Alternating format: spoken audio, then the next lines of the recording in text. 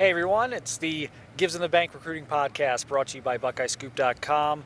I am Marc Givler, joined by Kevin Noon again today. Again, we're going to do our All-American Bowl daily recaps this week. And Kevin and I are down in San Antonio. We are here at the Alamo Dome. So no pool shot today. You get the stadium background today. Interesting day. We got to watch East and West have a joint practice in the afternoon. We watched the West practice in the morning. So a lot of good stuff, a lot of one-on-ones, a lot of 7-on-7, a little bit of 11-on-11. First of all, let's dive into kind of the post-practice. You talked to Christian Miller, four-star defensive tackle prospect out of Georgia, Ohio State. One of the top two targets left with Hero Canoe. Your takeaways from that conversation. My biggest takeaway is I don't think he knows where he's going yet. He still has some visits on the tail end after this in January. Oregon, Miami, and Florida A&M. Talked to him a little bit about the HBCU school, the Rattlers, Florida A&M. I asked him if that was something that was made more possible by the move Travis Hunter made going to Jackson State, and he's just like, it's all about chance. Somebody gave me a chance, I'm going to give them a chance. I mean, so you don't know. Ohio State's message to him: we're going to be patient. We're not going to put the heat on you right now. We'd love to have you. Do what you got to do. Miller told me, he's like, I'm not somebody who wants to jump in the transfer portal. I want to make the right choice when I make it. Do my time and then get to the league. So, I think Ohio State has a very good chance there. I asked him about, are you just toying with people? Your Ohio State shorts, your Ohio State graphics, and he laughed about it.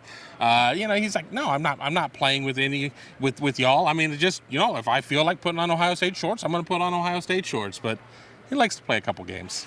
He is an all-time poker player, I think, as far as this goes. It's been very interesting trying to get a read on him. He kind of keeps everyone on their heels. All right, obviously Christian's not playing this week. He's dealing with a leg injury, so he has not been out there this week. Will not be playing Saturday. Hoped to have a Hero Canoe update for you guys this evening. I have a non-update, which is I spoke to a bowl rep. They told me they're trying to finalize what the announcement's going to look like with Hero Canoe, if there's going to be one, when and how, all that good stuff. So I am hopeful by this time tomorrow, if not sooner than that, we will get some type of word from them on what Hero Canoe is doing this week in terms of his announcement. It sounds like he's going to announce. It just sounds like they're trying to figure out how they're going to be able to do that. Doesn't sound like he's going to play in the game. We mentioned yesterday a lot of shortages at a lot of positions.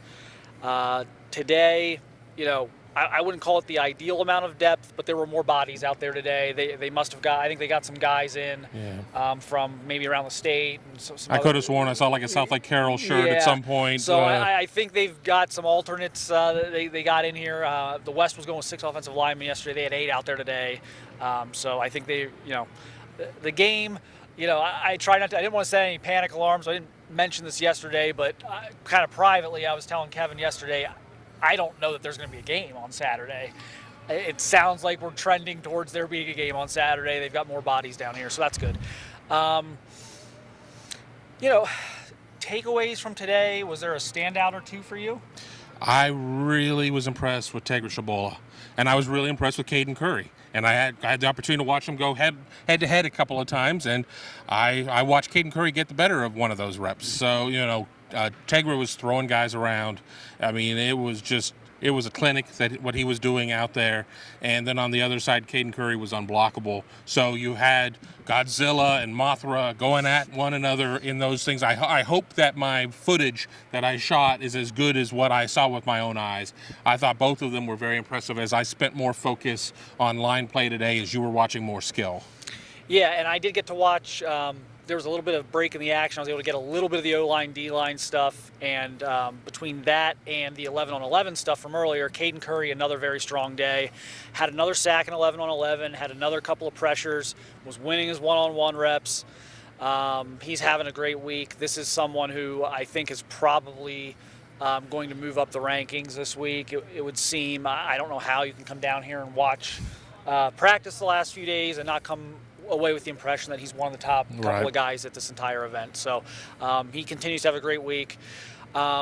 George Fitzpatrick had some good moments in one-on-ones, and he's playing kind of out of position. I mean, he's going to be a tackle at Ohio State. He's playing left guard primarily this week, and that's a lot of that is simply the issues with the number of bodies up front. So he's kind of kicked into left guard. I'm assuming he may play some tackle in the game, but we'll see. He seemed to hint to me when I talked to him after practice that might be the case.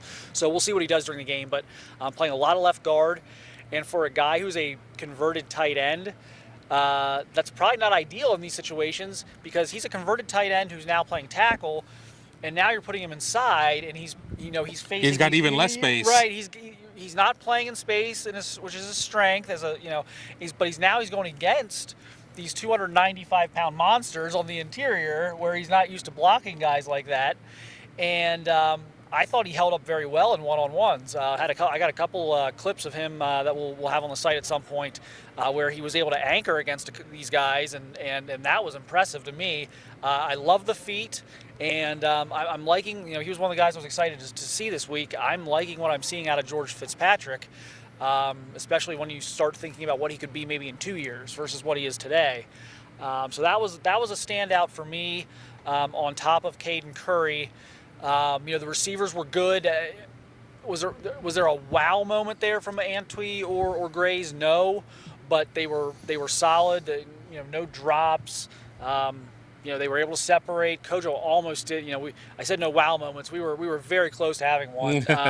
He created good separation down there at the far end zone on a deep ball, and just the ball was either underthrown or thrown late, however you want to put it, and Kojo kind of went out with his left arm, and I thought he had it, and then on his way to cradle it and go to the ground, he must have bobbled it, or I don't think a defender got a hand on it. I'm not sure. It was a little bit away from me, but just couldn't quite bring it to the ground. That would have been the catch of the day, but he showed the ability to separate.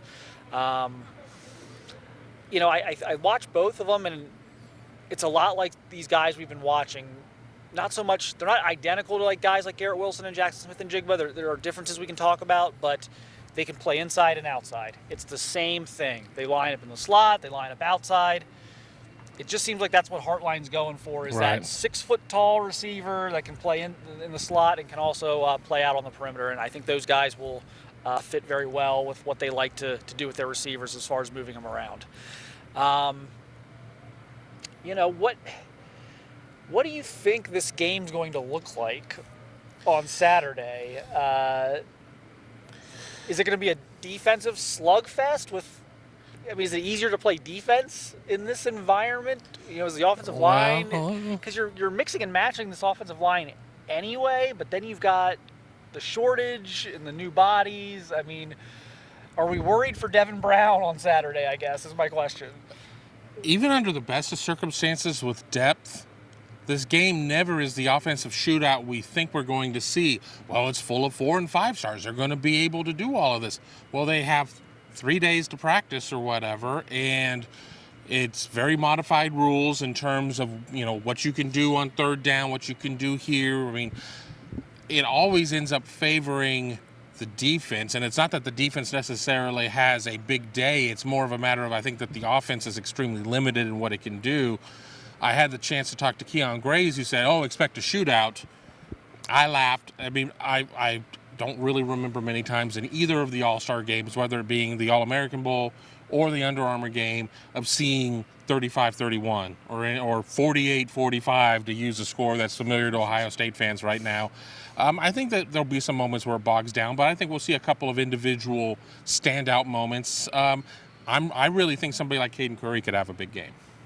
Yeah, I look at this, and I've seen this a lot in normal games, but I think it's going to be a heightened thing this week. I think the defensive lines have a chance to dictate play, just because of the failed tests, shaking up some of the offensive lines, and you've got new guys coming in, and it's hard to patch together an offensive line in this environment anyway. And then you've got this, Emil Wagner's not even sure if he's going to play on Saturday. You got a shoulder ding for the East, so you're you're playing guys out of position. You got tackles playing guard. You got guards playing center. You got Tight ends playing guard. Cats and dogs living together. But it's so I agree. I think a Caden Curry, even a guy like sorry Ohio State fans, even a guy like Chris McClellan, I think could have a big game. It's going to be, I think, a defensive line-driven game. I do agree. And, Keon's prediction of a shootout would be great for everybody involved. I think it would be fun, but I don't know. I'm a little skeptical.